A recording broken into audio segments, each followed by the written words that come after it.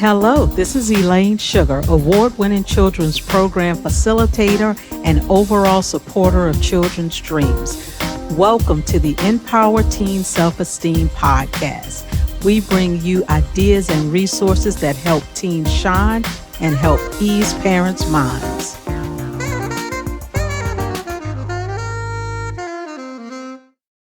Welcome to this episode of Empower Teen Self Esteem. Today I am talking with a wonderful young lady, Isabella Swade. She is going to tell us about her experiences as a teenager. She has the experience of moving from one country to another and then also being homeschooled. So we're going to learn about some of the challenges and how she worked through those. So, Isabella, welcome. Thank you so much for having me. I am honored. I love speaking with young people. So, today you have some interesting things that you're going to talk to us about and help us understand the teen perspective. But before we get into it, just tell us a little bit about yourself. Of course. So I'm 16. I'm currently a junior in high school. I am homeschooled, as Elaine said. I spend most of my free time either out playing volleyball, reading, or watching crime shows. Um, and I'm currently thinking about majoring in biomedical engineering in college, hopefully doing some research along the way. So, Wonderful, wonderful. So, you talked about homeschooling, so let's just start with that. Talk to me about what that transition was like and what challenges came with that.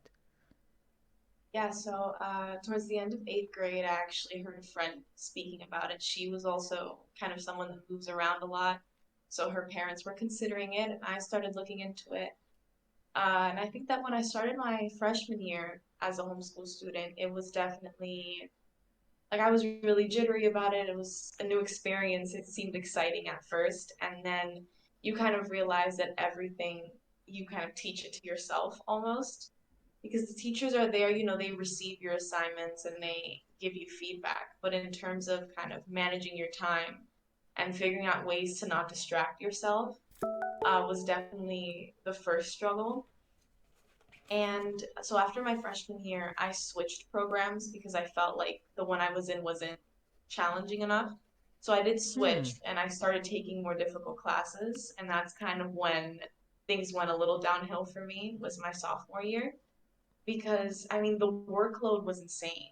You were Wow. like in one day you were expected to do like quizzes and tests and projects and there were essays and it was like kind of all packed together and trying to find that distinction between home and schoolwork is Oh, really hard to, being homeschooled. So it almost felt like every day was very routine, very similar. I mean, I didn't have time to really go out because I'd always have something school related to do. It was kind of like always that same excuse. So it felt very redundant at times. Um, wow. and I mean, now as a junior, I think that the things that I've had to just make sure is kind of figure out my time management in a way. And I mean, after everything that happened in my sophomore year, I really learned that although I do prioritize school and it's really important, knowing that I do have the disadvantage of being home all of the time and then that is going to take a toll on my mental health, I have to also learn to sometimes put other things over school in the moment because I do have to kind of feed my extracurriculars and everything Yes. else to be able to give my energy to school, which Mm-hmm. is actually where I decided to start club volleyball, which I did this week. And I mean, I've been debating it back and forth because it is a big chunk of my day just kind of taken away that Mm-hmm. I'm really used to just, sitting at my desk doing schoolwork. But Okay. in the 2 days that I have done it, it's been really beneficial. Good So for I'm glad I you. did. You said a lot of important things there, so I just want to step back through some of the things that you just shared. So, first of all, you're saying the first homeschooling program you were in. First of all, when you went from being in a traditional school to homeschooling, you all of a sudden had the responsibility of managing your time. So, can you give an example of of that? And then what are some tips that you can give to somebody that might either be getting ready to or just started and maybe experiencing that same problem with how do you manage the time? Yeah, so my freshman year, when I kind of first got that syllabus and I had, everything detailed, it gives you like the dates next to it. And when you first see that, and to anyone that is starting an online program, I will say when you first see those dates, you're very taken aback by the things that you're expected to do in like one day because it's not at all similar to traditional school. So I think the first thing that I had to do was I have a planner, and that planner is always full. Like Ah, I write everything down. I think a good thing too is to take the first week and kind of maybe have a stopwatch next to you or a timer and kind of measure how long certain activities take for you. mm-hmm. Because I think that if you kind of figure that out, then you can block your time out better. Awesome So suggestion. I love that. one of the things that I saw was to kind of get through the readings for one of my lessons, it would take me about an hour. So I knew that if I had like a reading due, that was 1 hour that I could not give to anything else. I had to just Mm-hmm. be focused on the reading. So I think that that was really helpful for me. And if anyone encounters like the things that I encountered in my sophomore year, was I hit that kind of distraction roadblock where I was Mm-hmm. like getting distracted by everything and I wanted to be standing up or answering my phone or I'd see a notification or a text and it was like disengagement from Mm-hmm. what I was doing. And I think that if you do encounter that problem with online school, the best thing is to kind of just keep your phone on do not disturb or on any of those settings. It's going to be difficult at first because you are used to just kind of answering your notifications as soon as they come in. Yeah. But if you kind of just adjust yourself to that, it really helps. So, Wow. That's three great tips. So was to use the stopwatch to time to see how long the activities take you. So when you look at your day, you know what's in there. You kind of know how to divide your time. And then you said also to turn your phone on do not disturb, which I know can be a leap, but that keeps you from, you know, getting involved. And then when you were just speaking before I asked you the question, you were talking about how you started playing volleyball because you needed some other type of activity instead of just having that feeling of being home and doing schoolwork and then you're in the home, so there was no separation. So now you chose an activity that's taking you away from the home and that helps you break up your day. yes, it does. I think I think the feeling of kind of seeing your days being so redundant that almost takes away that motivation for school. Got you. And I know even in me talking to my friends or kind of just releasing my feelings, I Mm-hmm. realized that one of the things that I talk about the most is how I miss the kind of student I was when I went to actual school. Yes. Because in that point, I had that motivation to come home and there was that separation and it Mm-hmm. wasn't so stressful. But then once you start packing on, like it's hard to keep that motivation for yourself. Yeah. So I think that that's another thing is to just do mental health check-ins with yourself. And if you are feeling like your motivation is running out or your energy is running out, like that's okay. And it's okay for you to take breaks and feel like you Excellent. have to step away from school to gain back that mindset. I think that's definitely something I had to learn.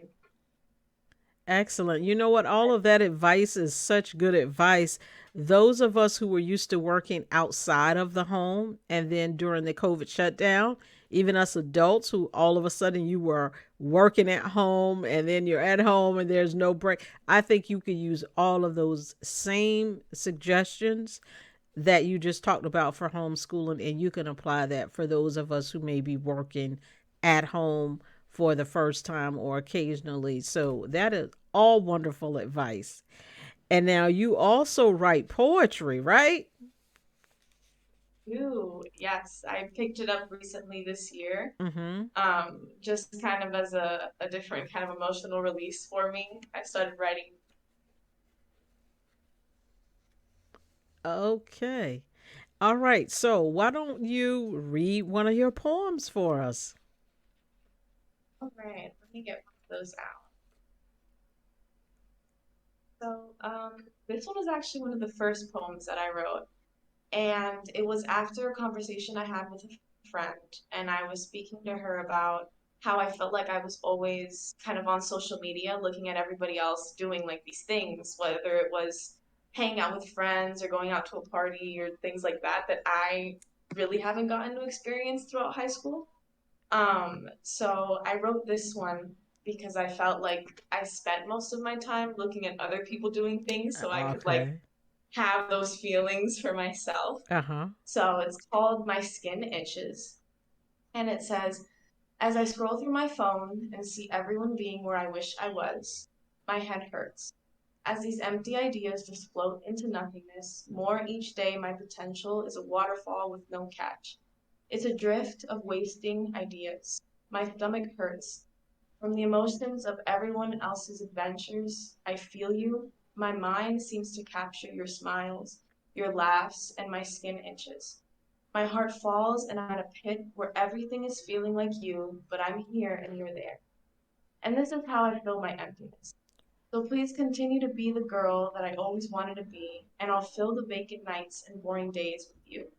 It seems wrong to feel more at home in my mind, but it is when I'm sleeping, when I'm dreaming that my body is more alive than when my eyes are open, seeing life.